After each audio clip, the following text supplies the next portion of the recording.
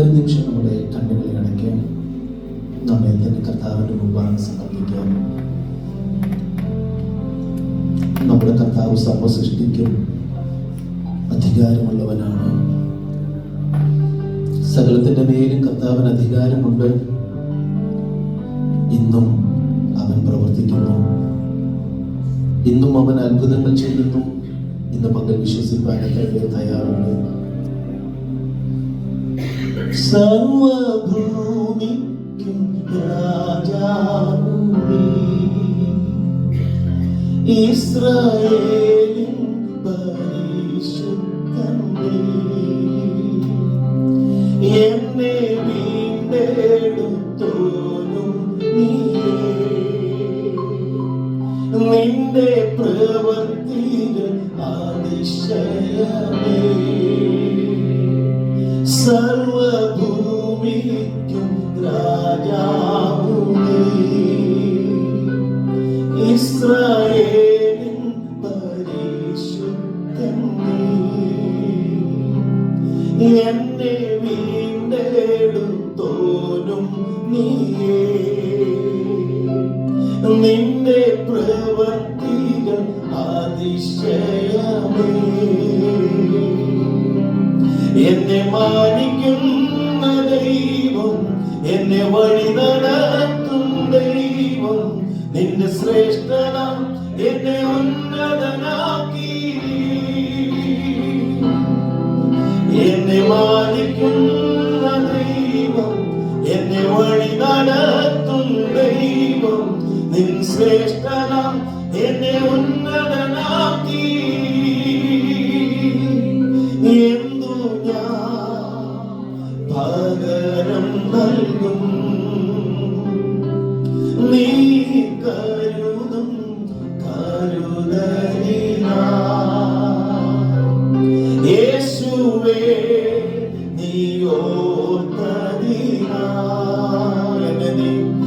എന്നെ നീ മാനിച്ചതിനായി. ഓ എന്തു ഞാൻ പകരം നൽകും? നീ കരുതും കരുതലിനായി, യേശുവേ നീ ഓർത്തതിനായി, എന്നെ നീ മാനിച്ചതിനായി.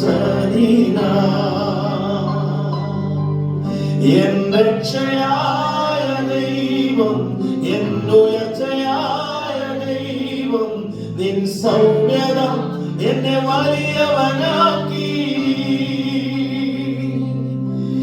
എൻ രക്ഷയായ ദൈവം, എൻ ഉയർച്ചയായ ദൈവം, നിൻ സൗമ്യത എന്നെ വലിയവനാക്കി.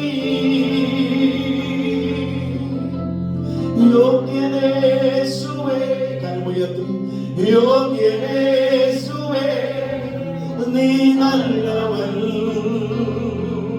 നീ നല്ലവൻ. യോഗ്യനേശുവേ, യോഗ്യനേശുവേ നീ നല്ലവൻ, നീ നല്ലവൻ. യോഗ്യനേശുവേ, യോഗ്യനേശുവേ നീ നല്ലവൻ, നീ നല്ലവൻ. യോഗ്യനേശുവേ, യോഗ്യനേശുവേ നീ നല്ലവൻ, നീ നല്ലവൻ. എന്നെ മാനിക്കുന്ന ദൈവം, എന്നെ വഴി നടത്തും ദൈവം, നിൻ ശ്രേഷ്ഠത എന്നെ ഉന്നതനാക്കി. എന്നെ മാനിക്കുന്ന ദൈവം, എന്നെ വഴി നടത്തും ദൈവം, നിൻ ശ്രേഷ്ഠത എന്നെ ഉന്നതനാക്കി. കർത്താവേ, ഞങ്ങളെ മാനിക്കുന്ന ദൈവമാണല്ലോ, അങ്ങ് ഞങ്ങളെ ഉയർത്തുന്ന ദൈവമാണല്ലോ. അങ്ങ് ഞങ്ങളുടെ രക്ഷയുള്ള ദൈവമാണല്ലോ. ഈ പകല് നീ സന്ധ്യാസിച്ചു കഴിഞ്ഞ സമയത്തും അങ്ങയുടെ സാന്നിധ്യം ഇതിന്റെ നടുവിലുള്ളതിനായ സ്തോത്രം. ആ സാന്നിധ്യം ഞങ്ങൾ തിരിച്ചറിയട്ടപ്പാ. ഹല്ലേലൂയ. നീ സർവ്വഭൂമിക്ക് നാഥനാണല്ലോ. അവൻ എന്താണ് ഞങ്ങൾക്ക് നിനക്ക് പകരം തരാനുള്ളത്? അതിന്റെ ഫലമെന്ന സ്തോത്രയാഗം അർപ്പിക്കുവാൻ ഈ സമയം ഞങ്ങളെ ഉപയോഗിക്കുന്നതിനായി സ്തോത്രം കർത്താവേ. നിന്റെ സാന്നിധ്യം കൊണ്ട് ഞങ്ങളെ പൊതിയുന്നതിനായി സ്തോത്രം. ഇവിടെയുള്ള സഭയെ തൃക്കരങ്ങളിലേക്ക് ഞങ്ങൾ സമർപ്പിക്കുന്നു. കർത്താവ് സഹായിക്കണമേ, അഭിവൃദ്ധി നൽകണമേ, ആത്മാക്കളെ കൊണ്ട് നിറയ്ക്കണമേ, സാന്നിധ്യം കൊണ്ട് പൊതിയണമേ. ഞങ്ങൾ കേട്ടതുപോലെ ഞങ്ങളെ തന്നെ ശുദ്ധീകരിക്കുവാൻ, ഞങ്ങളെ തന്നെ ഒന്ന് ക്രമപ്പെടുത്തുവാൻ അവൻ നിന്റെ സന്നിധി വന്നിരിക്കുമ്പോൾ അവൻ വെറുതെ വന്ന് പോകുന്നവരായിട്ടല്ല, ഞങ്ങളെ ഒന്ന് ക്രമപ്പെടുത്തി അങ്ങയുടെ ആത്മാവ് ഞങ്ങളുടെ മേൽ പകർന്ന് ദൈവ സാന്നിധ്യം കൊണ്ട് ഞങ്ങളെ പൊതിയണമേ എന്ന് ഞങ്ങൾ അങ്ങയോട് പ്രാർത്ഥിക്കുന്നു. ദൈവദാസന്മാരെ തന്റെ കുടുംബങ്ങളെ ദൈവങ്ങളിൽ ഏൽപ്പിക്കുകയാണ്. ഇവിടെയുള്ള ദൈവമക്കൾക്കായി തന്റെ കുടുംബങ്ങൾക്കായി സ്തോത്രം. എല്ലാവരെയും തൃക്കരങ്ങളിൽ ഏൽപ്പിക്കുന്നു. അടിയങ്ങളുടെ കുടുംബമായി ഈ സമയം ദൈവസഭയോട് ഒരുമിച്ചായിരിക്കുന്ന കൃപയ്ക്കായി സ്തോത്രം. ഞങ്ങൾക്ക് ആരെയും തമ്മിൽ പരിചയമില്ല കർത്താവേ, എന്നാൽ സകലതും അറിയുന്ന തൃക്കരങ്ങളിലേക്ക് ഞങ്ങളെ ഏൽപ്പിക്കുന്നു. യേശു ക്രിസ്തുവിന്റെ വലിയ നാമത്തിൽ തന്നെ ആമേൻ. കൊർത്തികാട് സഭയിലെ ഒരു അംഗമാണെന്നറിയാം പാസ്റ്റർ റോയ്സും പാസ്റ്ററൊക്കെ ഇരിക്കുന്ന സമയങ്ങൾ ആ സഭയിൽ കടന്നു വരുവാനും ശുശ്രൂഷിക്കുവാനും ദൈവം അവസരങ്ങൾ ദൈവം ഒരുക്കിയിട്ടുണ്ട്. ഇന്ന് ഞങ്ങൾക്ക് കുടുംബമായി, പ്രത്യേകിച്ച് എൻ്റെ ഭാര്യ സുജ, ഞാൻ പല അവസരങ്ങളിൽ വിദേശ യാത്രകൾ ചെയ്തിട്ടുള്ള ഒരാളാണ്. എന്നാൽ എൻ്റെ ഭാര്യ ആദ്യമായിട്ടാണ് ഇന്റർനാഷണൽ ട്രിപ്പ് ഞങ്ങൾക്ക് ഒരുമിച്ച് ഇങ്ങനെ കടന്നു വരുവാൻ ഈ അവസരം നൽകി. ഒരു ബന്ധക്കോസ്ത് മാതാപിതാക്കളാൽ, പ്രത്യേകിച്ച് ഒരു പാസ്റ്ററുടെ മകനായി ജനിച്ച് വളർത്തപ്പെടുവാൻ ഭാഗ്യം നൽകി.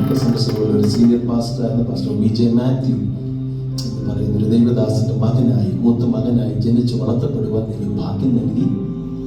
കൃപയാൽ ഈ മുന്തിരിത്തോട്ടത്തിൽ അധ്വാനിപ്പാൻ ദൈവം ഭാഗ്യം നൽകി.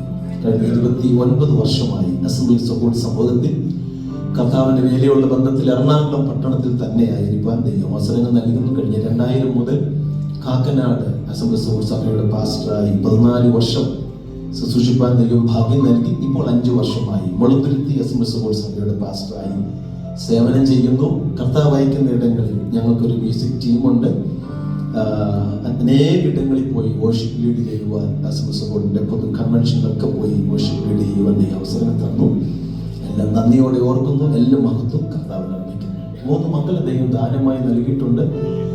അതിൽ മൂത്ത മകൻ എഴുതിയ ഗാനമാണ് ഇവിടെ പാടുവാനിടയായത്. നിങ്ങൾ ഒരുപക്ഷെ അറിയും, മാത്യു ടി ജോൺ എന്ന് പറയുന്ന ഒരു സുവിശേഷകനാണ്. അദ്ദേഹം കുടുംബമായി കഴിഞ്ഞ ചില മാസങ്ങൾക്ക് മുൻപാണ് അദ്ദേഹം വിവാഹം കഴിപ്പാനിടയായത്. അവൻ കോളേജിൽ കളമശ്ശേരി രാജഗിരി കോളേജിൽ ഒരു അസോസിയേറ്റ് ലെക്ചറായി വർക്ക് ചെയ്യുന്നു. ക്രൈസ്തവ സമൂഹത്തിന് വിലയേറിയ ഗാനങ്ങൾ കൊടുക്കുവാൻ, അനേക ഗാനങ്ങൾ ദൈവസഭയ്ക്ക് നൽകുവാനിടയായി. ഇങ്ങനെ എന്ന് ഞാൻ പകരം നൽകും, അതിൽ പ്രസിദ്ധമായൊരു ഗാനം ഇന്നും അനേക പ്രിയപ്പെട്ട കൊച്ചു കുഞ്ഞുങ്ങൾ പാടി മഹത്വപ്പെടുത്തുന്ന ഒരു ഗാനമാണ്. എന്താ പറയുക, എന്നെ ഇപ്പം ചെയ്യുക എന്നുള്ളൊരു ഗാനം. ചിലപ്പോഴെങ്കിലും ചില വിമർശനങ്ങൾ ഞങ്ങൾക്ക് അതിനകത്ത് കേൾക്കാൻ കഴിഞ്ഞിട്ടുണ്ടെങ്കിലും ഇന്നും കൊച്ചു കുഞ്ഞുങ്ങളുടെ വായിൽ ആ കൃപയുടെ വാക്കുകൾ കേൾക്കുവാൻ വീഡിയോ ഒക്കെ ഒത്തിരി ഞങ്ങളുടെ കയ്യിലിരിപ്പുണ്ട്. കേൾക്കാൻ ദൈവം അവസരങ്ങൾ നൽകുന്നു. അവനെ കർത്താവ് ഉപയോഗിക്കുന്നു. ഏതാണ്ട് 35ലധികം ഗാനങ്ങൾ എഴുതി ട്യൂൺ ചെയ്ത് അവൻ ദൈവം കൊടുത്ത വരികളാണ്. അത് അങ്ങനെ ചെയ്തുകൊണ്ടിരിക്കുന്നു. അടുത്ത സമയത്തൊരു ഗാനം റെക്കോർഡിങ് കഴിഞ്ഞതേ ഉള്ളൂ. അതിൻ്റെ പണിപ്പുരയിലായിരിക്കുന്നു. അങ്ങനെ അവനെ കർത്താവ് ഉപയോഗിക്കുന്നു. 2ാമത്തെ മകൻ ഹൈദരാബാദിൽ ജോലിയുള്ള ബന്ധത്തിൽ ഇൻഫോസിസ്, അവൻ എഞ്ചിനീയറിംഗ് കഴിഞ്ഞ് ഇൻഫോസിസിലും വർക്ക് ചെയ്യുന്നു. ഇളയൊരു മകളുണ്ട്. മകൾ ഡിഗ്രി 2nd ഇയർ സൈക്കോളജി എന്ന സബ്ജക്റ്റ് എടുത്ത് ഞങ്ങളോട് ഒരുമിച്ച് ഭവനത്തിൽ ആയിരിക്കും. ഇതാണ് ഞങ്ങളെ കുറിച്ച് പറയാനുള്ളത്. ഇനി എനിക്ക് പറയാനുള്ളത് കർത്താവിനെ കുറിച്ചാണ്. ഇത്രയും പറഞ്ഞാൽ നമുക്ക് നമ്മളെ കുറിച്ച് പറഞ്ഞിട്ട് ഒരു കാര്യമില്ല. എന്നാൽ നിങ്ങളിത് പരിചയപ്പെടുത്തിയത് മാത്രമേ ഉള്ളൂ. കാരണം ഞാനൊരു പുതിയ ആൾ, ഇവിടെ പലരെയും എനിക്കറിയില്ല. പാസ്റ്ററെ കുറിച്ച് കേട്ടിട്ടുള്ളതേ ഉള്ളൂ. രജിത് പാസ്റ്ററെ കുറിച്ച് ഇങ്ങനെ കേട്ടിട്ടുള്ളതേ ഉള്ളൂ. നിങ്ങളിവിടെ വർഷിപ്പ് ലീഡ് ചെയ്യുന്ന കർത്താവ് ദാസനാണ് എന്നെ ഈ സഭ പരിചയപ്പെടുത്തുവാനിടയായത്. കഴിഞ്ഞ 11-ാം തീയതി ഈ ദേശത്തെ കടന്നു വന്നു. 7-ാം തീയതി ദൈവം അനുവദിച്ചാൽ ഞങ്ങൾ തിരിച്ചു പോകും. ഇന്ന് രാവിലെ റൂമിലുള്ളതായ അസംബ്ലീസ് ഓഫ് ഗോഡിന്റെ ചർച്ചിൽ പാസ്റ്റർ ബാബുജി മാത്യുവിന്റെ ചർച്ചിൽ ശുശ്രൂഷിക്കുവാൻ അവസരങ്ങൾ നൽകി. ഒക്കെ കർത്താവിനെ സഹായിക്കട്ടെ.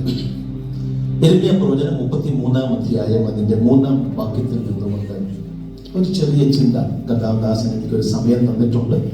ആ സമയത്തിനുള്ളിൽ ഞാൻ ഇരിക്കുവാൻ താല്പര്യപ്പെടുന്നു.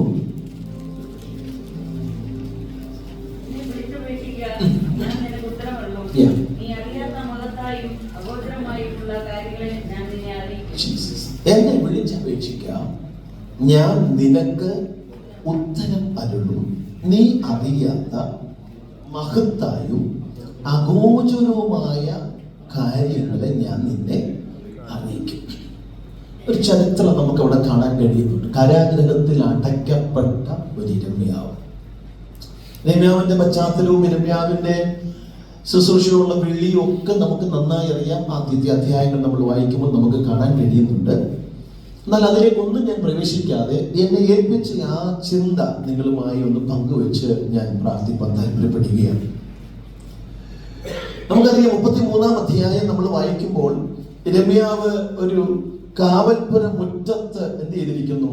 അടയ്ക്കപ്പെട്ടവനായി ഇരിക്കുന്ന ഒരു സാഹചര്യം നമുക്ക് അവിടെ കാണാൻ കഴിയുന്നുണ്ട്. എന്തിനാണ് ഈ കാവൽപ്പുര മുറ്റത്ത് അടയ്ക്കപ്പെടുവാനിടയായത്? 32-ാം അധ്യായത്തിലേക്ക് വരുമ്പോൾ അതിന്റെ ചില ഭാഗങ്ങൾ നമ്മൾ വായിക്കുമ്പോൾ അവിടെ കാണാൻ കഴിയുന്നത് അടയ്ക്കപ്പെടാനിടയായി തീർന്ന ഒരു സാഹചര്യം എന്ന് പറയുന്നത് ഒരു ദൂത് പറഞ്ഞതിന്റെ വെളിച്ചത്തിലാണ് ആ യിരെമ്യാവ് അടയ്ക്കപ്പെടുവാൻ ഇടയായി തീർന്നത്, അല്ലെ? നമുക്ക് കാണാൻ കഴിയുന്നുണ്ട്. അപ്പം ഒരു ദൂതിന്റെ പദ്ധതിയുടെ വെളിച്ചത്തിൽ അടയ്ക്കപ്പെട്ടിരിക്കുന്ന യിരെമ്യാവിനെ നമുക്ക് കാണുവാൻ കഴിയുമ്പോൾ നോക്കൂ, ഇന്ന് രാവിലെ ഈ പകൽക്കാലം നാം മനസ്സിലാക്കേണ്ട ഒരു കാര്യമുണ്ട്. ഒരു ദൂതിന്റെ മുൻപിൽ പോകരുത്, അല്ലെങ്കിൽ നടക്കരുത്, അല്ലെങ്കിൽ ചെയ്യരുതെന്ന് പറയുന്ന ഒരു സാഹചര്യത്തിന്റെ മുമ്പിൽ അതിന്റെ ആ അനുഭവത്തോടുള്ള ബന്ധത്തിൽ അടയ്ക്കപ്പെട്ടിരിക്കുന്ന യിരെമ്യാവ്. സ്തോത്രം. കാരാഗൃഹത്തിൽ അടയ്ക്കപ്പെട്ടുകൊണ്ടിരിക്കുന്ന ഒരു യിരെമ്യാവ്, കാവൽപ്പുര മുറ്റത്ത് ബന്ധിക്കപ്പെട്ടവനായി കിടക്കുന്ന ഒരു യിരെമ്യാവ്, അല്ലേ? സ്തോത്രം. ആ യിരെമ്യാവിനോടാണ് യഹോവയായ ദൈവം അരുളി ചെയ്യുന്നത്, ഞാൻ നിന്നെ ചിലത് കാണിക്കാൻ പോകുകയാണ്, ഞാൻ നിന്നോട് അരുളപ്പാട് തരാൻ പോകുകയാണ്, ഞാൻ നിന്നെ ചില അത്ഭുതങ്ങൾ കാണിക്കാൻ പോകുകയാണ്. നീ എന്നെ ഒന്ന് വിളിക്ക്, നീ എന്നോടൊന്ന് പ്രാർത്ഥിക്ക്, ഞാൻ നിനക്ക് ഉത്തരം തരാൻ പോകുകയാണ്. ഇന്ന് രാവിലെ എന്നെ കേൾക്കുന്ന, ഈ പകൽ എന്നെ കേൾക്കുന്ന ദൈവമക്കളോട് ഞാൻ പറയട്ടെ, നാം ദൈവത്തെ വിളിച്ചപേക്ഷിക്കേണ്ടതുപോലെ വിളിച്ചപേക്ഷിച്ചാൽ നമ്മുടെ പ്രാർത്ഥനയ്ക്ക് മറുപടി ഉണ്ടെന്നുള്ളത് ഈ വേദഭാഗം ഇന്ന് നമ്മോട് ദൂതായി പറയുകയാണ്. സ്തോത്രം. ഹല്ലേലൂയ. അല്ലേ? Praise the Lord. ആ യിരെമ്യാ പ്രവചനം 32-ാം അധ്യായം 1 മുതൽ 6 വരെയുള്ള വാക്യങ്ങൾ നമ്മൾ വായിക്കുമ്പോൾ അവിടെ കാണാൻ കഴിയുന്ന ഒരു ഭാഗം ഇതാണ്. സിദക്കിയാവിന്റെ കാലത്ത് ബാബേൽ പ്രവാസത്തിലേക്ക് അവർ പോകുവാനിടയായി തീർന്നു. ദൈവം ആരാണെന്ന് അവിടെ വെളിപ്പെടുത്തുകയാണ്. സ്തോത്രം. ആ ചില ദൂതുകൾ പറഞ്ഞതിന്റെ വെളിച്ചത്തിൽ തന്നെ പിടിച്ച് ബന്ധിക്കപ്പെട്ടവനായി മാറ്റി നിർത്തി വച്ചിരിക്കുകയാണ്. എന്നാൽ ഈ മാറ്റി നിർത്തിയ ഈ സാഹചര്യങ്ങളുടെ നടുവിലും നിർണയിപ്പാൻ കഴിവുള്ളവൻ യഹോവ എന്ന നാമമുള്ളവൻ അരുളി ചെയ്തിരിക്കുകയാണ്. യിരെമ്യാവേ, നീ എന്നെ ഒന്ന് വിളിക്ക്, നീ എന്നെ ഒന്ന് വിളിച്ചപേക്ഷിക്ക്, ഞാൻ നിനക്ക് ഉത്തരവരുളാൻ പോവുകയാണ്. നമ്മുടെ ദൈവം ആരാണെന്നുള്ളത് ഇന്ന് പകൽക്കാലം ഞാൻ പറയേണ്ട കാര്യമില്ല. പ്രിയ കൃത്യദാസൻ ആരംഭത്തിൽ തന്നെ ദൈവത്തെ കുറിച്ചും അല്ലെങ്കിൽ ദൈവത്തെ ആരാധിക്കുന്ന കാര്യത്തെ കുറിച്ചും ദൈവസന്നിധിയിൽ എങ്ങനെയാണ് വരേണ്ടതിനെ കുറിച്ചും ഒക്കെ ചില കാര്യങ്ങൾ ദൈവദാസൻ പങ്കുവയ്ക്കുവാൻ ഇടയായി തീർന്നു. രാവിലെ ഈ പകൽക്കാലം നാം മനസ്സിലാക്കണം, നമ്മുടെ ജീവിതത്തിൽ നാം ദൈവത്തെ ആരാധിക്കുവാൻ കടന്നു വരുമ്പോൾ സ്തോത്രം, എന്തെങ്കിലും പ്രത്യേകമായ വിടുതൽ ലഭിച്ചത് കൊണ്ട് മാത്രമല്ല, ഈ കർത്താവിനെ ആരാധിപ്പാൻ ഇറങ്ങി തിരിച്ചത് തന്നെ സ്തോത്രം ചില വ്യക്തമായ നിയോഗത്തോടു കൂടെയാണെന്നുള്ളത് ഞാൻ മനസ്സിലാക്കും. ഇന്ന് രാവിലെ ഞാൻ പറയട്ടെ, ദൈവമേ, ഒരു ശുശ്രൂഷയ്ക്ക് വേണ്ടി ഇറങ്ങുവാൻ തയ്യാറാവാതെ മാറി നിന്ന എന്റെ ജീവിതത്തിൽ ഈ ശുശ്രൂഷയുടെ അനുഭവത്തിലേക്ക് എന്നെ കൊണ്ടുവരുവാൻ ദൈവത്തിന് ഹിതം തോന്നിയത് കൊണ്ട് ഇന്ന് മുതൽ ഞാൻ ദൈവത്തിന് സ്തോത്രം ചെയ്യുന്നു.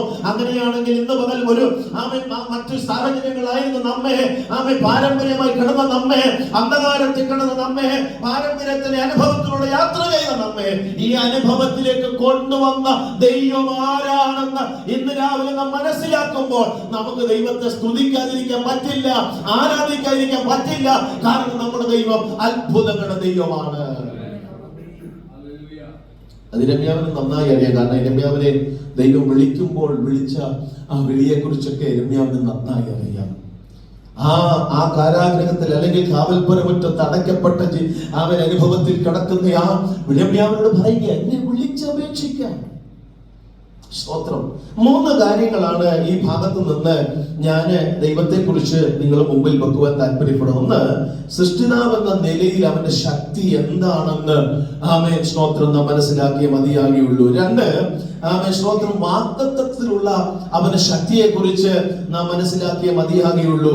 3, സ്തോത്രം ആമേൻ ഇന്ന് പകൽ ഞാൻ പറയട്ടെ, ദൈവത്തിന്റെ കഴിവിന് അപ്പുറമായി ഒന്നുമില്ല എന്ന് ഇന്ന് പകൽ നാം ചിന്തിച്ചേ മതിയാകുകയുള്ളൂ. സ്തോത്രം. 3 കാര്യങ്ങൾ സമയത്തിന്റെ പരിധി നിന്നുകൊണ്ട് 1-2 കാര്യങ്ങൾ നിങ്ങളുമായി പങ്കുവെച്ച് ഞാൻ മുന്നോട്ട് വരട്ടെ. സ്തോത്രം. കർത്താവ് പറയുന്നു, യഹോവയായ ദൈവം പറയുന്നു, എന്നെ വിളിച്ചപേക്ഷിക്കാം. നമ്മൾ ആരെയും വിളിക്കുന്നേ? ഒരു കാലത്ത് നമ്മൾ പലരെയും വിളിച്ചവരായിരുന്നു. എന്റെ ഭാര്യ ഒരു യാക്കോബായ പശ്ചാത്തലത്തിൽ നിന്ന് വിശ്വാസത്തിൽ വന്ന ഒരാളാണ്. സ്തോത്രം. സാക്ഷ്യങ്ങൾ ഒക്കെ ഉണ്ടെന്ന് പറയാൻ സമയം ഞങ്ങളുടെ മുമ്പിൽ ഇല്ലാത്തതുകൊണ്ടാണ്. സ്തോത്രം. പക്ഷേ ആ സാഹചര്യത്തിൽ നിന്ന് മറിയെ ആരാധിച്ച് അല്ലെങ്കിൽ ആ അങ്ങനെയുള്ള ബിംബങ്ങളെ ആരാധിച്ച ഒരു സാഹചര്യത്തിൽ നിന്ന് കർത്താവിനെ ആരാധിപ്പാൻ ഇറങ്ങിത്തിരിച്ചപ്പോൾ അതാണ് ശ്രേഷ്ഠത എന്ന് മനസ്സിലാക്കി ഇന്നും ദൈവത്തെ സ്തുതിക്കാൻ കാരണം എന്താണെന്നറിയാമോ? നമ്മുടെ കർത്താവ് നമ്മുടെ പ്രാർത്ഥന കേട്ടു എന്നുള്ളതാണ്. ഇന്ന് ഇവിടെ ഇരിക്കുന്ന ഞാൻ നിന്നോട് ചോദിക്കട്ടെ, നമ്മൾ പണ്ട് ഒരു കാലത്തായിരുന്ന ചില പശ്ചാത്തലങ്ങളുണ്ട്. പാരമ്പര്യമായി ഞാൻ മുളന്തുരുത്തി പട്ടണത്തിലാണ് കർത്താവിന്റെ വേല കഴിഞ്ഞ് 5 വർഷമായിട്ട് ചെയ്യുന്നത്. ഏറ്റവും കൂടുതൽ ആൾക്കാരുള്ള യാക്കോബക്കാരാണ്. സ്തോത്രം. ഏറ്റവും കൂടുതൽ അടിയിൽ നടക്കുന്നത് അവിടെയാണ്. കാരണം 2 വിഭാഗങ്ങളായി തിരിഞ്ഞ് സ്തോത്രം. ഞങ്ങൾ മുളന്തുരുത്തി ജംഗ്ഷനിൽ തന്നെ ഫെഡറൽ ബാങ്കിന്റെ മുകളിലുള്ള ഒരു സ്ഥലത്താണ്, ഓഡിറ്റോറിയത്തിലാണ്, ഒരു ഹോളിലാണ് ഞങ്ങൾ ആരാധന നടന്നുകൊണ്ടിരിക്കുന്നത്. അതിന്റെ തൊട്ട് ഫ്രണ്ടിലാണ് മുളന്തുരുത്തി വലിയ പള്ളിയും ഒക്കെ ഉള്ളത്. സ്തോത്രം. ഹല്ലേലൂയ. ആ പള്ളിയുടെ മുന്നിൽ എല്ലാ ഞായറാഴ്ചകളിലും മിക്കവാറും ഒരു 2 വണ്ടി പോലീസ് എങ്കിലും എപ്പോഴും അവിടെ ഉണ്ട്. ഞാൻ എപ്പോഴും ഞങ്ങളുടെ ചർച്ചിൽ പറയാറുണ്ട്, നമുക്ക് വേണ്ടി പ്രൊട്ടക്ഷൻ താഴെ ഉണ്ടെന്ന് പറയാറുണ്ട്.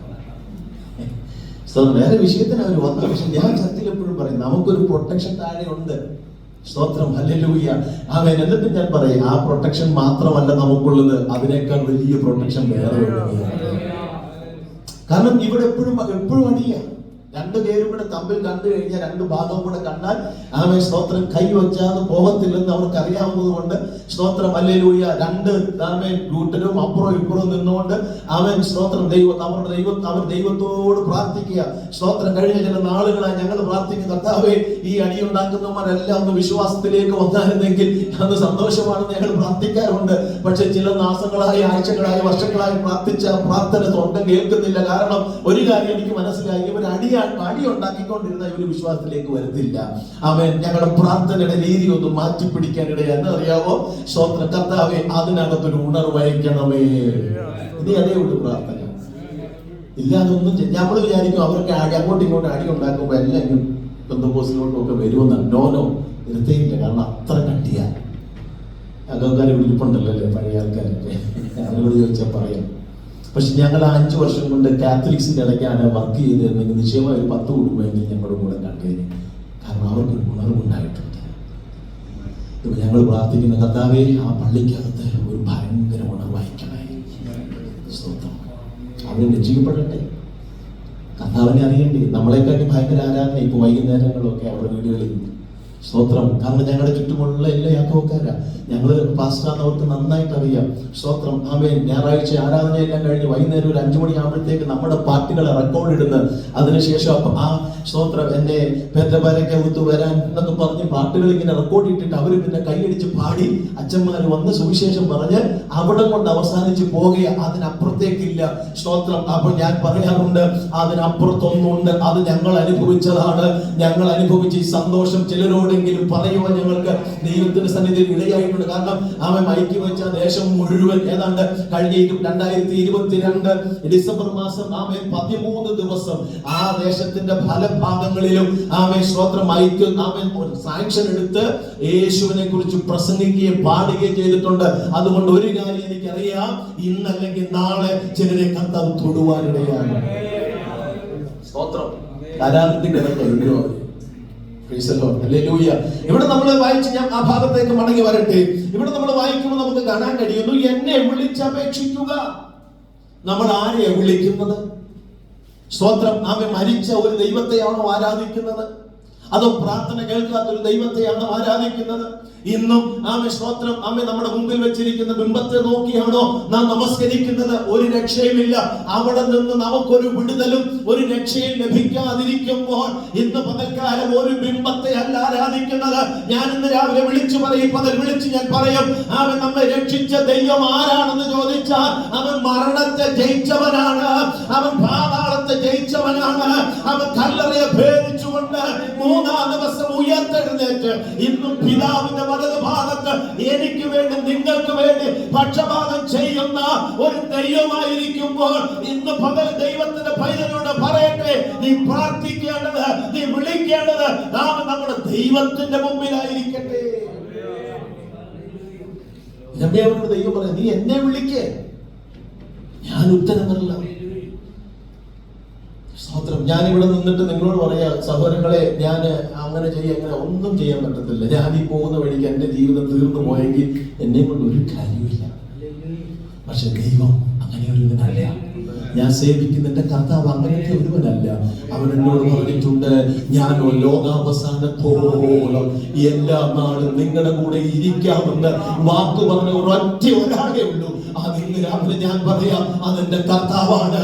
അതുകൊണ്ട് ഇന്ന് പകൽ എല്ലാ സ്തുതിയും, എല്ലാ സ്തോത്രവും, എല്ലാ ആരാധനയും, എല്ലാ മഹത്വവും, എല്ലാ പുകഴ്ചയും എല്ലാം അവന് കൊടുക്കാൻ തയ്യാറാണ്.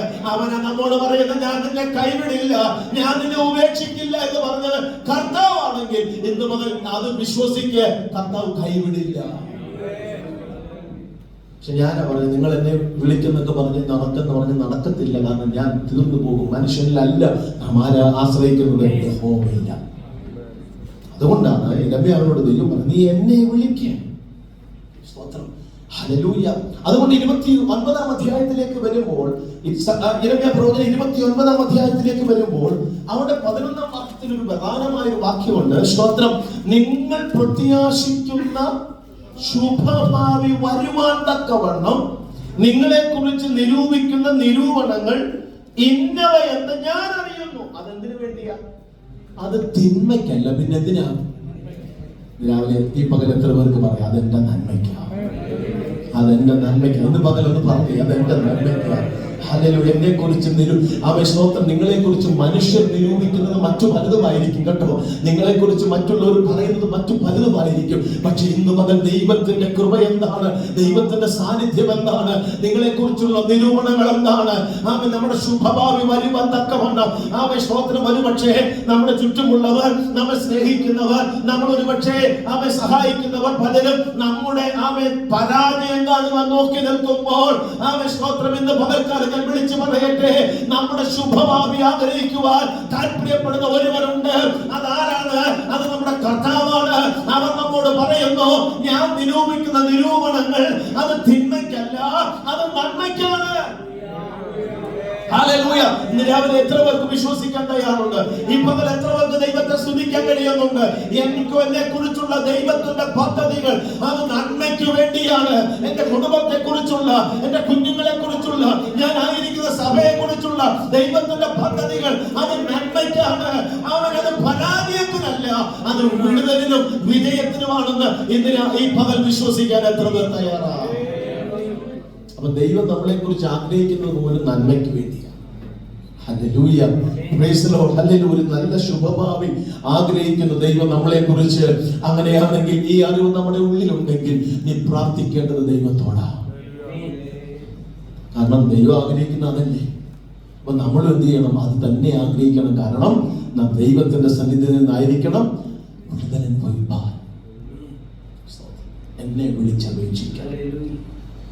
29:12 വരുമ്പോൾ 29-ാം അധ്യായം 12-ാം വാക്യം 29-ലെ നിങ്ങൾ എന്നോട് അപേക്ഷിച്ച് എന്റെ സന്നിധിയിൽ വന്ന് പ്രാർത്ഥിക്കുകയും ഞാൻ നിങ്ങളുടെ പ്രാർത്ഥന ആരാ കേൾക്കുന്നേ? ആരുടെ അടുക്കല വരേണ്ടത്? സ്തോത്രം. വചനതല്ലേ പറഞ്ഞു, നിങ്ങൾ എന്നോട് അപേക്ഷിച്ച് അല്ലേ എന്റെ സന്നിധിയിൽ വന്ന് നിങ്ങൾ എന്ത് ചെയ്യണം? പ്രാർത്ഥിക്കണം. ഞങ്ങളുടെ സമൂഹത്തിൽ ഒരു ടി.പി. വർഗീസ് എന്ന് പറയുന്ന ദൈവദാസനുണ്ടായിരുന്നു. അദ്ദേഹം ഒരു കഥയല്ല, അത് തന്റെ അനുഭവത്തിലൂടെ താൻ പറയാറുണ്ട്. സ്തോത്രം. ഹല്ലേലൂയ. താൻ തിരുവനന്തപുരം ഭാഗത്തു നിന്ന് നെയ്യാറ്റിക്കരയ്ക്ക് അപ്പുറം പാറശാലയ്ക്ക് ഒരു മീറ്റിങ്ങിന് കടന്നു പോകുമ്പോൾ ഒരു ബസ് സ്ട്രൈക്ക് ഉള്ള സമയത്താണ് അവൻ തിരുവനന്തപുരത്ത് നിന്ന് അവിടെ ചെന്ന് പറഞ്ഞത്. അന്ന് വൈകിട്ട് തനിക്ക് ഒരു കൺവെൻഷൻ മീറ്റിംഗ് പോകുന്ന വഴി പോകാൻ അവൻ തയ്യാറാകുമ്പോൾ ബസ് സ്ട്രൈക്കാണ്. അദ്ദേഹം ഒരു ലോറിക്കാരന് കൈ കാണിച്ചപ്പോൾ എവിടോട്ടാ പോകുന്നത് ചോദിച്ചു. പറഞ്ഞു പാറശാലയ്ക്ക് അപ്പുറം പോകും, തമിഴ്നാട്ടിലോട്ട് പോകാന്ന് പറഞ്ഞു. അപ്പൊ ഇദ്ദേഹം വിചാരിച്ചു എനിക്ക് എന്തായാലും പാറശാല ഇറങ്ങിയാൽ മതിയല്ലോ എന്ന് വിചാരിച്ച് എന്നെ കൂടെ കൊണ്ടുപോകാമെന്ന് ചോദിച്ചു.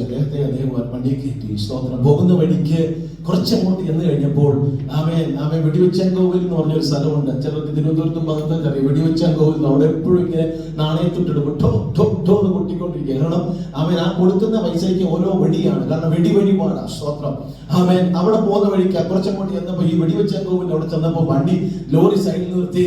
സ്തോത്രം. ഇറങ്ങി ചെന്നിട്ട് ഒരു ചെറിയ നാണയത്തൊട്ട് കൊടുത്ത് അവിടെ നിന്നിട്ട് അതിന്റെ മുമ്പിൽ നമസ്കരിച്ചിട്ട് എന്ന് ശബ്ദം കേട്ട് തിരിച്ചു വന്നു. വണ്ടിയെ കയറി. അദ്ദേഹം ഇങ്ങനെ ശ്രദ്ധിക്കാൻ. അടുത്ത സ്ഥലത്ത് ചെന്നപ്പോൾ ഒരു മോസ്കിന്റെ മുമ്പിൽ ചെന്നിട്ട് അവിടെ ചെന്ന് നാണയത്തൊട്ടിട്ടു, നമസ്കരിച്ചിട്ട് തിരിച്ചു വന്നു. കുറച്ചുകൂടെ മുന്നോട്ട് പോയപ്പോൾ വലിയൊരു പള്ളിയുണ്ട്. ആ പള്ളിയുടെ മുൻപിൽ ചെന്ന് നാണയത്തൊട്ടിട്ട് തിരിച്ചു വന്നു. അപ്പൊ ഇദ്ദേഹം ഇങ്ങനെ ശ്രദ്ധിച്ചുകൊണ്ടിരിക്കുക. അത് കഴിഞ്ഞപ്പോൾ ഇദ്ദേഹത്തിന് ചോദിക്കാൻ ഒരു ചോദ്യമുണ്ട്. എന്റെ സഹോദര, എന്തിനാ ഇങ്ങനെയുള്ള ഈ കാര്യങ്ങളൊക്കെ നീ ചെയ്യുന്നത്? സ്തോത്രം. സുവിശേഷം പറയാൻ പറ്റിയ ഒരു അവസരമാണല്ലോ എന്ന് വിചാരിച്ച് ഈ ദൈവദാസൻ തന്റെ സ്തോത്രം ഇദ്ദേഹത്തോട് ചോദിച്ചു, എന്തിനാ സഹോദര ഈ യാത്ര ചെയ്യുന്ന സ്ഥലത്ത് ഈ 3 പോയത്? നീ ഏത് സമൂഹത്തിലാണെന്ന് ചോദിച്ചു. പറഞ്ഞു ഞാനൊരു ഹിന്ദു ആണെന്ന് പറഞ്ഞു. അവൻ ചോദിച്ചു, നീ ഹിന്ദു ആണെങ്കിൽ എന്തിനാ മോസ്കിൽ പോയെ? നീ ഹിന്ദു ആണെങ്കിൽ എന്തിനാ അപ്പുറത്ത് പള്ളിയിൽ പോയി നീ നാണയത്തുള്ളിടുവാനിടയായത് എന്ന് ചോദിച്ചപ്പോൾ അദ്ദേഹം പറഞ്ഞൊരു വാക്കിങ്ങനെയാണ്, എന്റെ സാറേ, ഈ പോകുന്ന വഴിക്ക് ഏതെങ്കിലും ഒരു അപകടം വന്നാൽ ഇതിൽ ആരെങ്കിലും ഒരാളെന്നെ ഒന്ന് രക്ഷിക്കണമല്ലോ. അതുകൊണ്ടാണ് ഞാൻ ഈ 3 സ്ഥലത്തും ഇങ്ങനെ നാണയത്തൊട്ടിടുവാനിടയായത്. സ്തോത്രം. അവിടെ തൊട്ട് പാറശാല വരെ ഈ ദൈവദാസൻ അവനോട് സുവിശേഷം പറയുവാനിടയായി. ഒരു പരുവത്തിൽ അദ്ദേഹത്തെ രക്ഷയിലേക്ക് നയിക്കുവാനിടയായി. അദ്ദേഹം പറഞ്ഞൊരു കാര്യമുണ്ട്, നീ ഇട്ട ആരും നിന്നെ രക്ഷിക്കത്തില്ല. നിന്നെ രക്ഷിക്കുവാൻ ഒരേ ഒരു നാമമേ ഉള്ളൂ, യേശുവിന്റെ നാമം. അതുകൊണ്ട് നീ പ്രാർത്ഥിക്കാൻ തയ്യാറായാൽ, നീ വിളിച്ചപേക്ഷിക്കാൻ തയ്യാറായാൽ, ആ ദൈവദാസന സഹോദരനോട് പറഞ്ഞൊരു വാക്കിനാണ്, നീ പോകുന്ന യാത്രയിൽ യേശുവേ നീ എന്റെ കൂടെ വരണമേ, എന്നെ സഹായിക്കണമേ എന്ന് നീ ഈ വണ്ടിക്കകത്തിരുന്നുകൊണ്ട് പ്രാർത്ഥിച്ചാൽ തയ്യാറായ നിന്റെ കൂടെ യാത്ര ചെയ്യുവാൻ യേശു കൂടെ ഉണ്ടാകും. ഇന്ന് പകൽ എന്നെ കേൾക്കുന്ന സഹോദരനോട് പറയട്ടെ, നാം അവിടെയും ഇവിടെയും പോയി ആരോടും പ്രാർത്ഥിക്കുവാനല്ല. ഇന്ന് പകൽ നീ ആയിരിക്കുന്ന സാഹചര്യങ്ങളുടെ നടുവിൽ, നീ വേദനയിലായിരിക്കുമ്പോൾ, നിരാശയിൽ കടന്നു വരുമ്പോൾ, അല്ല എന്തെങ്കിലും പ്രതിസന്ധിയിലൂടെ നീ പോകുന്ന സാഹചര്യത്തിൽ അവിടെ ഇവിടെ പോയിട്ട് ഒരു പ്രാർത്ഥന നടത്താനല്ല വചനം പറയുന്നത്. ഇന്ന് പകലും പറയുന്നു, നീ എന്റെ അടുക്കൽ വന്ന് എന്നെ ഒന്ന് വിളിക്ക്, എന്നെ ഒന്ന് വിളിച്ചപേക്ഷിക്ക്, ഞാൻ നിന്റെ പ്രശ്നത്തിന് പരിഹാരം തരാം എന്ന് പറഞ്ഞവൻ ഇന്ന് അവൻ ഇതിനകത്ത് വന്നിട്ടുണ്ട്. ഞാനത് വിശ്വസിക്കുന്നു. അവൻ എന്റെ ജീവിതത്തിന്റെ പ്രതിസന്ധിയായിക്കൊള്ളട്ടെ, നിന്റെ കുഞ്ഞിനെ കുറിച്ചായിക്കൊള്ളട്ടെ, നിന്റെ കുടുംബത്തെ കുറിച്ചായിക്കൊള്ളട്ടെ, നിന്റെ വ്യക്തിപരമായ വിഷയമായിക്കൊള്ളട്ടെ, ജോലിപരമായ വിഷയമായിക്കൊള്ളട്ടെ, ഏത് വിഷയമായാലും ഇന്ന് പകൽക്കാലം വിളിച്ചപേക്ഷിക്കുവാൻ അവന് ഒരു നാമമുണ്ട്. അവന്റെ അടുക്കലേ നീ ഒന്ന് കടന്നു വരാൻ തയ്യാറായ നിന്റെ പ്രാർത്ഥനയ്ക്ക് ദൈവം മറുപടി തരുവാനുണ്ട്. നിങ്ങൾ എന്നോട് അപേക്ഷിച്ചു, എന്റെ സന്നിധിയിൽ വന്ന് പ്രാർത്ഥിക്കുകയും ഞാൻ നിങ്ങളുടെ പ്രാർത്ഥന കേൾക്കുകയും ചെയ്യും. അപ്പൊ എങ്ങനെ വിളിക്കണം? നാം വിളിച്ചപേക്ഷിച്ചാൽ നമുക്ക് ഉത്തരം വരും. എങ്ങനെ വിളിക്കണം? പൂർണ്ണ ഹൃദയത്തോടെ. നാട്ടിലൊക്കെ ചില ഇൻഡിപെൻഡന്റ് ചർച്ചുകളുണ്ട്. ഞാൻ കുറ്റം പറയാറില്ല, കുറ്റം പറയുന്നില്ല. പക്ഷേ ഈ വരുന്ന ആൾക്കാർ മുഴുവൻ രാവിലെ പള്ളിയിലും അവിടെ ഇവിടെ പോയിട്ടാണ് ഇവിടെ വന്ന് കയറുന്നത്. കാരണം എന്നറിയാമോ, ഇവിടെ ഭയങ്കര സന്തോഷമാണ്. സ്തോത്രം. അപ്പൊ ഞാൻ ചില സ്ഥലങ്ങളിലൊക്കെ വർഷിപ്പ് ചെയ്യാൻ പോയിട്ടുണ്ട്. ചിലരെ കാണുമ്പോൾ ചോദിക്കാറുണ്ട്, അത് ശരിയായിട്ടുള്ളൊരു കാര്യമാണോ? അപ്പൊ അവര് പറഞ്ഞൊരു വാക്കുണ്ട്, പാരമ്പര്യം ഞങ്ങളെ അനുവദിക്കുന്നില്ല. ഭയങ്കര പേര് കേട്ട കുടുംബത്തിലെയാ, അവിടെ ചെന്നില്ല, അവർ പേര് വെട്ടിയാൽ പിന്നെ ഭയങ്കര പാടാ. സ്തോത്രം. ഇന്നും നമുക്ക് പറയാൻ പറ്റും, നമ്മുടെയൊക്കെ പേര് അവിടെ വെട്ടിയതിനായി സ്തോത്രം. അവിടെ വെട്ടിയാലും വേറൊരിടത്തുണ്ടല്ലോ. അത് നിശ്ചയമുണ്ടോ? അത് നിശ്ചയം വേണം. അയ്യോ, പള്ളിയുടെ പുസ്തകത്തിൽ ഇല്ലേലും വെളിപ്പാട് പുസ്തകത്തിൽ ഒരു വാക്യമുണ്ട്, ജീവപുസ്തകത്തിൽ പേരെഴുതി കാണാത്ത ദേവനെയും. അത് വേണ്ട കേട്ടോ, നമുക്കൊരു പേര് അവിടെ മതി. ഇവിടുത്തെ പുസ്തകത്തിൽ ഒന്നും നമ്മുടെ പേരില്ലെങ്കിലും സ്തോത്രം. ഹല്ലേലൂയ. ഞങ്ങളുടെ ഫിലിപ്പ് സാറ് മരിക്കുന്നതിന് മുമ്പ് പറമ്പിൽ ഒരു വലിയ കൺവെൻഷൻ ഗ്രൗണ്ട് മേടിച്ചു. 1 ലക്ഷം രൂപയ്ക്ക് മുകളിൽ കൊടുത്തവരുടെ പേരുകളെല്ലാം ഫലകത്തിൽ എഴുതി വെക്കാമെന്നാ പറഞ്ഞത്. സ്തോത്രം. ഹല്ലേലൂയ. അതിന് പലരും 1 ലക്ഷത്തിന് മുകളിലൊക്കെ കൊടുത്ത് എവിടെ ഫലകത്തിൽ വരാൻ വേണ്ടി സ്തോത്രം വരുന്ന ഒരു ചുമ്മാതാ. ഒരു ഫലവും ഇന്ന് അവിടെ വെച്ചിട്ടില്ല, ആരുടെയും ഫലവും ഇല്ല. സ്തോത്രം. ഹല്ലേലൂയ. പ്രൈസ് കൊടുത്തവരുടെ പേരൊക്കെ ഫലകത്തിൽ വരുമെന്ന് പറഞ്ഞപ്പോൾ എത്ര പേരുടെ പേരെഴുതാൻ ഇടയാകും. അത്രയും വലിയൊരു സ്തോത്രം ഫലം അവിടെ വെക്കാനും പറ്റത്തില്ല. ഞാൻ പറഞ്ഞതിന് കാരണം ഇന്ന് നമ്മുടെയൊക്കെ ചിന്ത എന്ന് പറയുന്നത് എവിടെങ്കിലും ഒരു പേര് വരാൻ വേണ്ടി നാം എന്തെല്ലാം പദ്ധതികളെ ചെയ്യുമെന്നറിയാമോ? പക്ഷെ ഇന്ന് പകൽക്കാലം ഒരു പദ്ധതി ചെയ്തില്ലെങ്കിലും ഇന്ന് പകൽ ദൈവത്തിന്റെ പുസ്തകത്തിൽ നിന്റെ പേരുണ്ടോ എന്നുള്ളത് ഒന്ന് നമ്മളെ തന്നെ ഏൽപ്പിച്ചു കൊടുക്കാൻ തയ്യാറാകുമോ? അവിടെ പേരില്ലെങ്കിൽ നാം തടയപ്പെടുവാനിടയാകും, തള്ളപ്പെടുവാനിടയാകും. സ്തോത്രം. അതുകൊണ്ട് ഇന്ന് പകൽ നീ വിളിക്ക്, കർത്താവിനെ വിളിക്ക്, കർത്താവിനോട് ചേര്, കർത്താവിനോട് കൂടെ യാത്ര ചെയ്യുക. അവിടെ നിന്റെ ജീവിതം സുസ്ഥിരമായിരിക്കും. വായിക്കുന്നത് ഇങ്ങനെയാണ്, പൂർണ്ണ ഹൃദയത്തോടെ നീ അവനെ വിളിക്കുവാൻ തയ്യാറാകുക. രണ്ടാം ഭാഗത്തിലേക്ക് ഞാൻ എന്റെ വാക്കുകൾ കൊണ്ടുവരട്ടെ. അതുകൊണ്ട് ഇന്ന് പകൽ വിളിക്കുന്നവൻ ആരാണെന്ന് നമ്മുടെ സൃഷ്ടിതാവാണ്, നമ്മുടെ ദൈവമാണ്, സകലത്തിന്റെ നിർമ്മിതാവാണ്, സകല ചരാചരങ്ങളുടെ സൃഷ്ടിതാവാണ്. ഇന്ന് പകൽക്കാലം സർവ്വ സൃഷ്ടിക്കും ഭൂജാതനാണ്. അവനെയാണ് വിളിക്കുന്നത്. അല്ലാതെ ഒരു സ്ഥലത്ത് കണ്ടിട്ട് കണ്ണുണ്ടായിട്ട് കാണാത്ത, കാലുണ്ടായിട്ട് നടക്കാത്ത, ചെവിയുണ്ടായിട്ട് കേൾക്കാത്ത, നാക്കുണ്ടായിട്ട് സംസാരിക്കാത്ത ഒരുവനെയല്ല. ഇന്ന് പകൽക്കാലം എന്റെ പാപങ്ങൾക്ക് പരിഹാരം വരുത്തി കാൽവരി ക്രൂശിൽ എനിക്ക് വേണ്ടി മരിച്ച് അടക്കപ്പെട്ട് 3-ാം ദിവസം ഉയർത്തെഴുന്നേറ്റിരിക്കുന്ന ഒരു ദൈവമുണ്ട്. അവനാണ് എന്റെ പിതാവ്.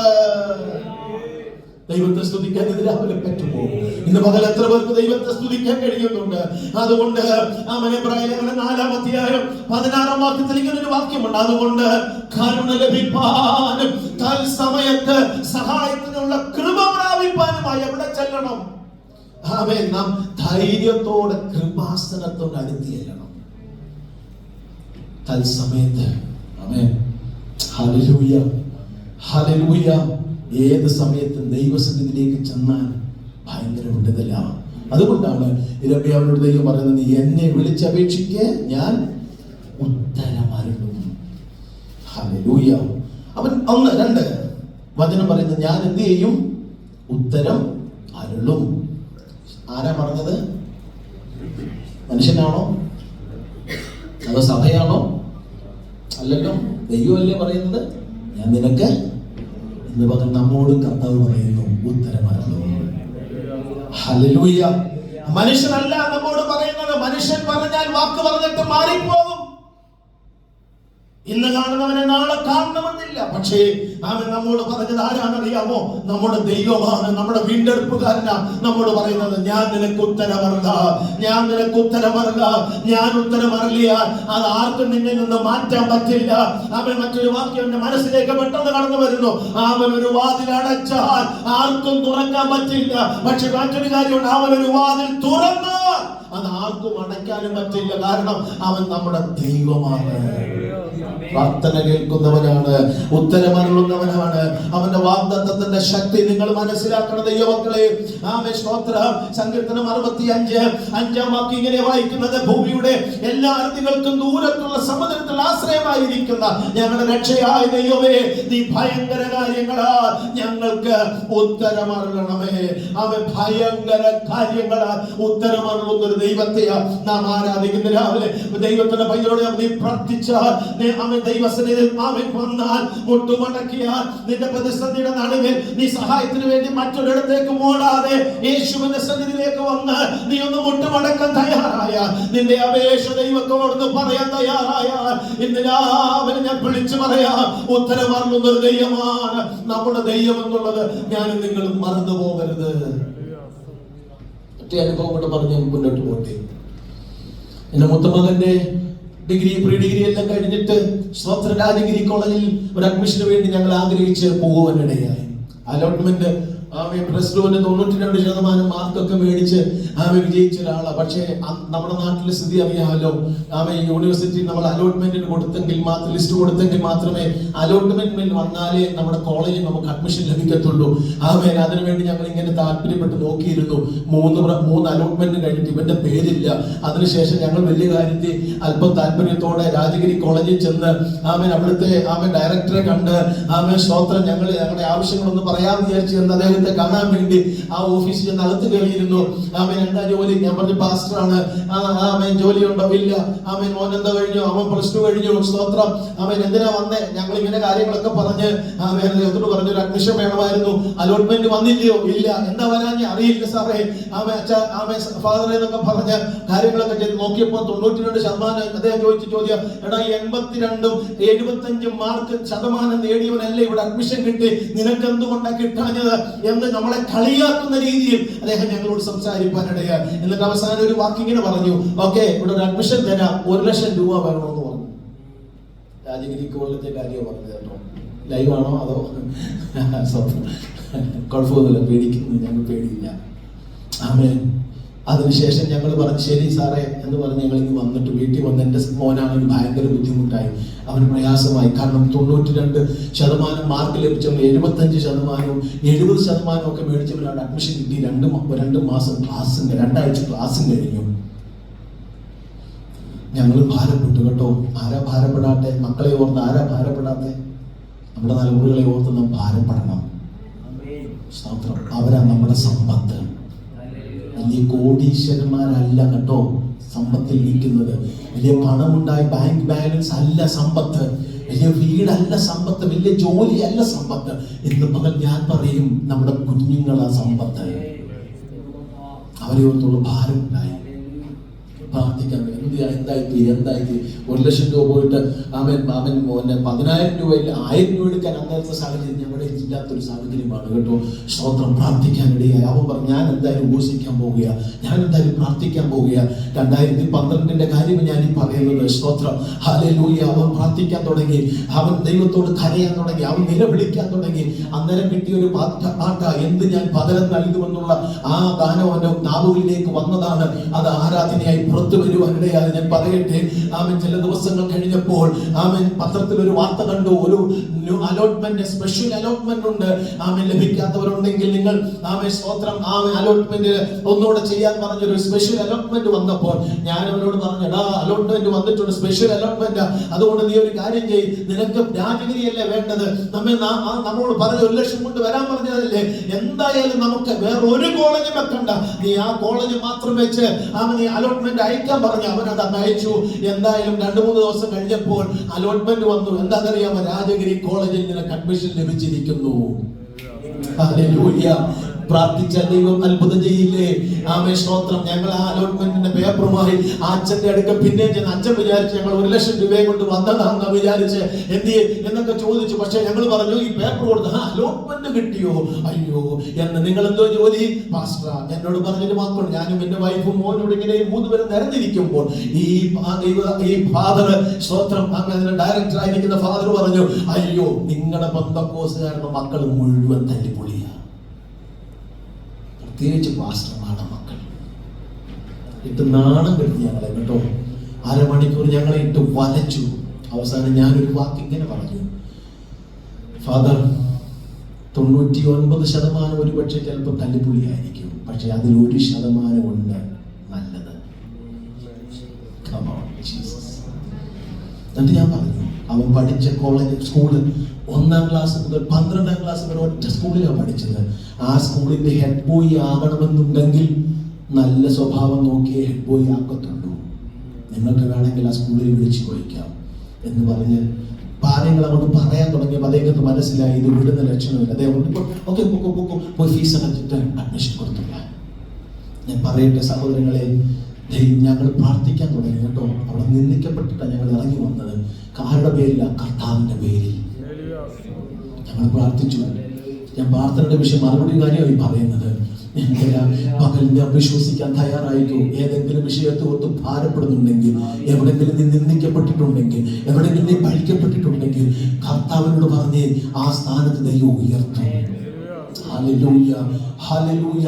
ഞാൻ പറയട്ടെ, അവൻ അവിടെ പഠിക്കാൻ തുടങ്ങി. 2 ആഴ്ച കഴിഞ്ഞിട്ട് അവൻ അഡ്മിഷൻ കിട്ടിയത്. അവൻ പോർഷൻസ് ഒക്കെ കുറച്ച് പോയി. അവൻ അതെല്ലാം എഴുതിയെടുത്ത് സ്തോത്രം. അതിനുശേഷം ICPF-ന്റെ ഒരു പ്രെയർ മീറ്റിംഗ് അതിന് പുറകെ അവന് വെളിയിൽ ഒരു ഗ്രൂപ്പ് ഉണ്ട്. അവിടെ പിള്ളേരെ കൊണ്ട് പോകാൻ തയ്യാറായപ്പോ ആ ഫാദർ വിളിച്ച് ഡയറക്റ്റ് വിളിച്ച് പറഞ്ഞു, ഇവിടെ ഇങ്ങനെ ഒരു പരിപാടി നടക്കത്തില്ല, അതിവിടെ നടക്കുന്ന കാര്യമല്ല. ആമേൻ, സ്തോത്രം, നിനക്ക് വേണേ പോകാം. ആമേൻ, ഇവിടുന്ന് ഒരു പിള്ളേരെ പ്രാർത്ഥനയ്ക്ക് കൊണ്ടുപോകാൻ പറ്റില്ല. ആമേൻ, അവൻ വളരെയധികം ഞാൻ പറഞ്ഞ സാരമില്ല, കോളേജിന്റെ അധികാരികൾ എന്താ പറയുക അതനുസരിച്ച് മൂവ് ചെയ്ത് സാരമില്ല, ദൈവം എല്ലാത്തിനും നല്ലവനാണ് എന്നവനെ പറഞ്ഞവനെ പ്രാർത്ഥിക്കാൻ തുടങ്ങി. പറയേണ്ട സഹോദരങ്ങളെ, 4-5 മാസം കഴിഞ്ഞപ്പോൾ ഈ ഫാദർ തന്നെ അവനെ വിളിച്ചിട്ട് പറഞ്ഞു, ഇവിടെ കത്തോലിക്കരുടെ ഒരു ഗ്രൂപ്പ് ഉണ്ടായിരുന്നു, ഒരു യൂത്ത് മീറ്റിംഗ് ഉണ്ടായിരുന്നു, അതിപ്പോ നിന്നിരിക്കുകയാ. നിനക്ക് ആ ചാപ്പൽ ഞാൻ തുറന്നു തരാൻ പോകുകയാ. നീ ആ ചാപ്പലിൽ പോയി യൂത്തിനെ വിളിച്ച് പ്രാർത്ഥന നടത്തിക്കോണേ. ഹല്ലേലൂയ. നമ്മുടെ ദൈവം ആരാണെന്ന് നിങ്ങൾ മനസ്സിലാക്കിക്കോണം. ആമേൻ, സ്തോത്രം. ഞാൻ എന്റെ വാക്കുകൾ ചുരുക്കട്ടെ.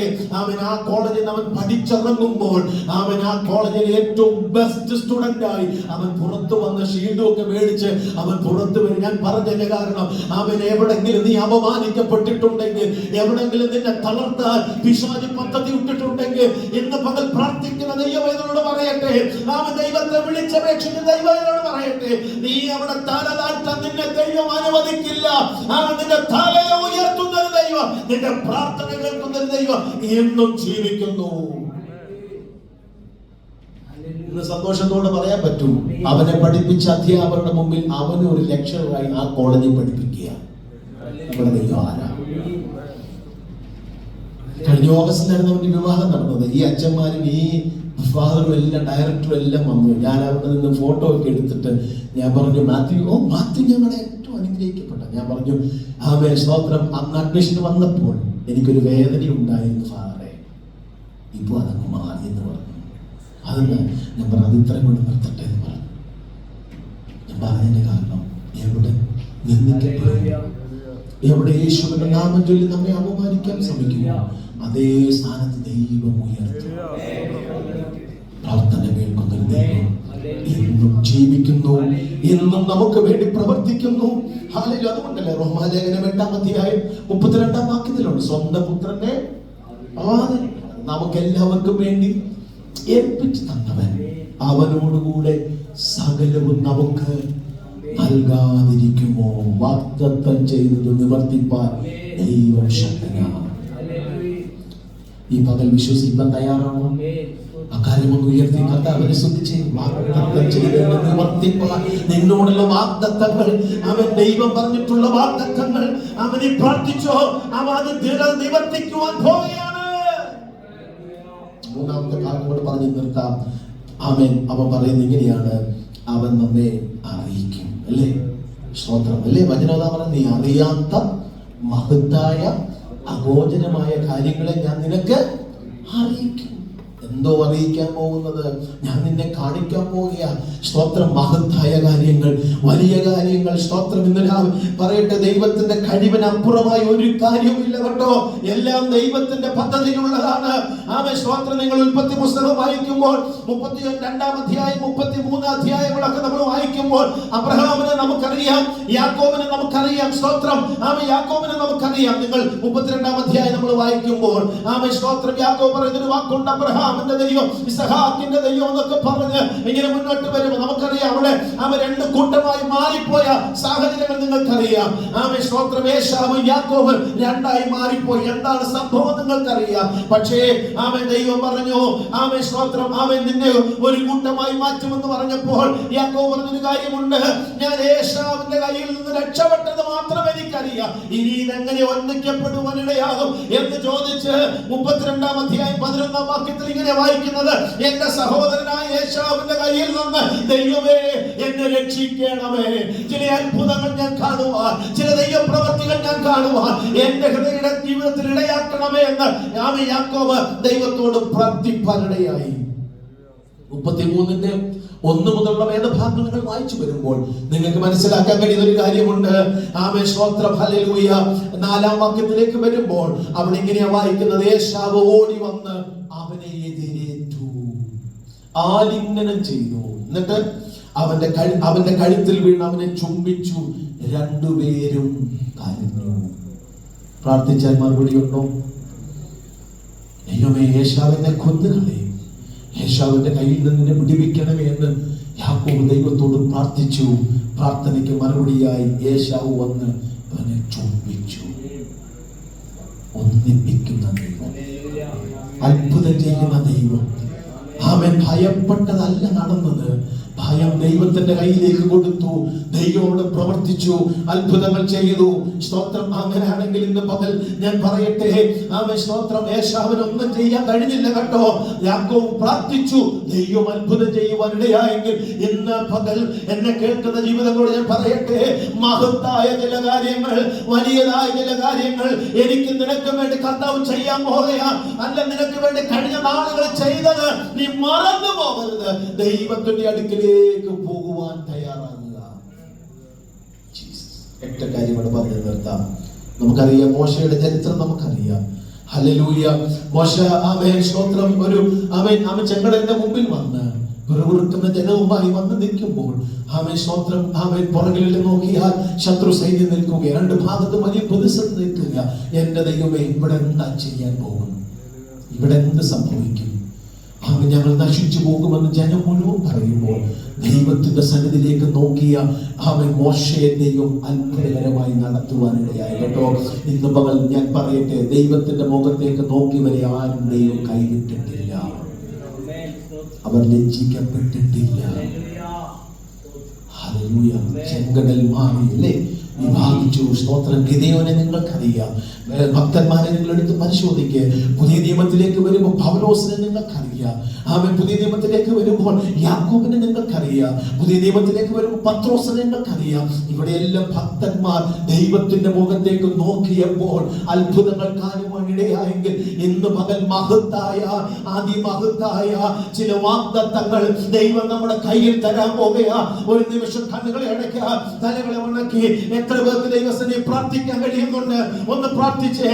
ആമേൻ സ്തോത്രം. ഒന്ന് ദൈവത്തോട് പറഞ്ഞേ, നിന്റെ അപേക്ഷകൾ ദൈവത്തോട് പറഞ്ഞേ. നീ ഒന്ന് വിളിച്ചേ, ദൈവമേ, യേശുവേ, എന്നെ ഒന്ന് സഹായിക്കണമേ എന്ന് ഇന്ന് പകൽ എത്ര പേർ ദൈവത്തോട് പറയാൻ തയ്യാറാകും? ആമേൻ. നമുക്കറിയാം, വ്യക്തിമായി എന്നൊരു മനുഷ്യനെ വേദപുസ്തകം നമ്മെ പരിചയപ്പെടുത്തുന്നുണ്ട്. പലരും പറഞ്ഞു, നിനക്ക് വിടുതലില്ല, നിനക്ക് രക്ഷയില്ല, നീ വിട്ടാലിരിക്കെ. യേശുവേ, ആമേൻ, ആമേൻ, ദാവീദ് പുത്ര, എന്നോട് കരുണ തോന്നണമേ എന്ന് അവൻ നിലവിളിക്കുമ്പോൾ പലരും അവന്റെ മുമ്പിൽ വന്ന് അവനെ ശാസിച്ച് ഒതുക്കാൻ ശ്രമിക്കുമ്പോഴും അവന്റെ ഉള്ളിൽ ഒരു വിശ്വാസമുണ്ട്, ഞാൻ വിളിച്ചാൽ ദൈവം വിളി കേൾക്കോ, ഞാൻ വിളിച്ചാൽ അവൻ നിൽക്കോ. അതുകൊണ്ട് അവൻ മൗനമായിരുന്നില്ല, അവൻ ഒന്നുകൂടെ ഉച്ചത്തിൽ വിളിച്ചു, യേശുവേ, ദാവീദ് പുത്ര, എന്നോട് കരുണ തോന്നണമേ. അവൻ ഒന്നുകൂടെ വിളിച്ചു, യേശുവേ, ദാവീദ് പുത്ര, എന്നോട് കരുണ തോന്നണമേ.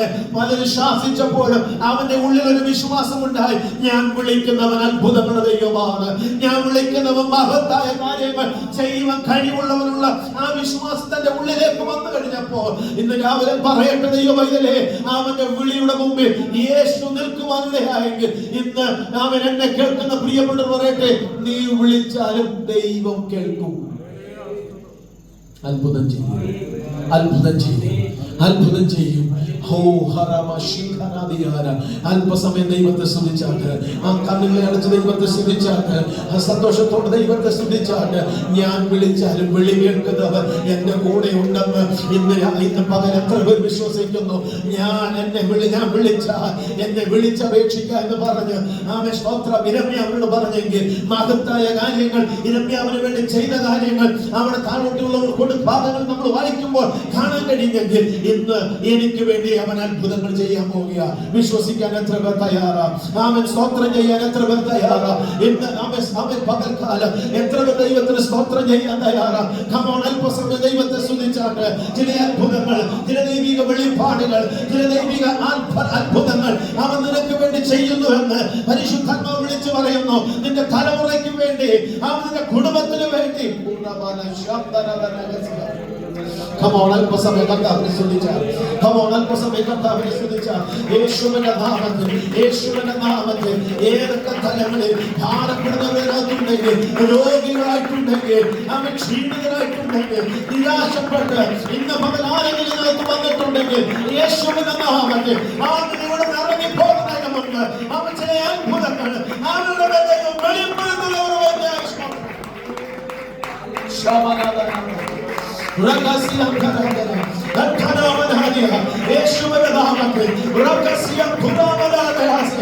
യേശുവിന്റെ നാമത്തിൽ അത്ഭുതങ്ങൾ ഞങ്ങൾ കാണട്ടെ, വിടുതലുകൾ ഞങ്ങൾ കാണട്ടെ, ദൈവപ്രവൃത്തികൾ ഞങ്ങൾ കാണട്ടെ, പരിശുദ്ധാത്മാവിന്റെ ആ നിയോഗം ഞങ്ങൾ വെളിപ്പെടട്ടെ.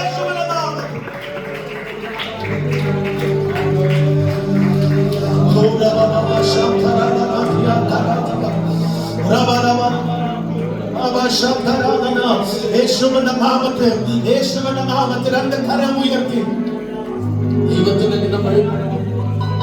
ദൈവദിനം വെളിപ്പെടണം, ദൈവസാന്നിധ്യം വെളിപ്പെടണം.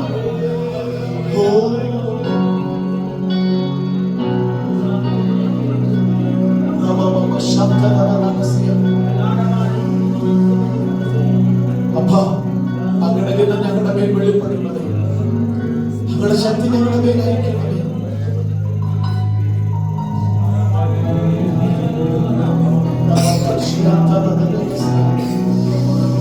Come on, അന്യഭാഷ അല്പസമയം സ്തോത്രം ചെയ്യാം. Come on, വിളിച്ചാട്ട് യേശുവേ, യേശുവേ, യേശുവേ. വിളിക്കുമ്പോൾ ഉത്തരവുള്ളവൻ നമ്മുടെ മധ്യത്തിലുണ്ട് കേട്ടോ. രക്ഷിക്കുന്ന വീരൻ നമ്മുടെ മധ്യത്തിലുണ്ട്. അത്ഭുതങ്ങൾ ചെയ്യുന്നവൻ നമ്മുടെ മധ്യത്തിലുണ്ട്. എന്ന് മകൾ വിളിക്കുക യേശുവേ.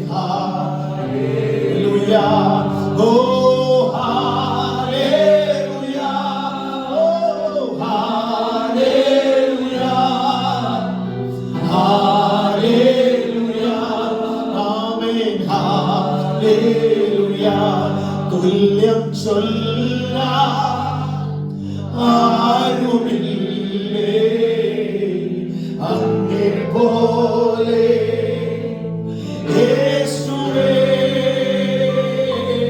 തുല്യം ചൊല്ല ആരുമില്ലേ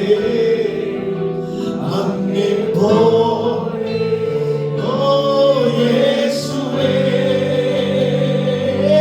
ജീവനേ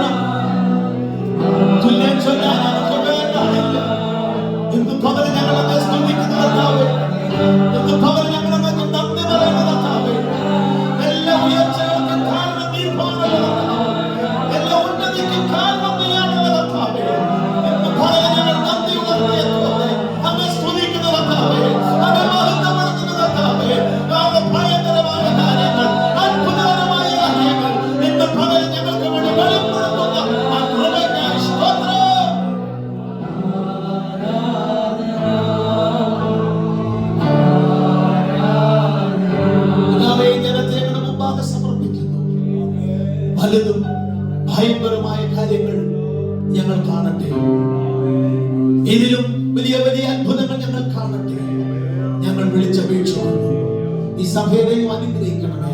ഇവിടെയുള്ള ദൈവദാസന്മാരെ നിന്റെ കുടുംബങ്ങൾക്കായി ഞങ്ങൾ സ്തോത്രം ചെയ്യുന്നു. അവരെ കർത്താവ് അനുഗ്രഹിക്കണമേ.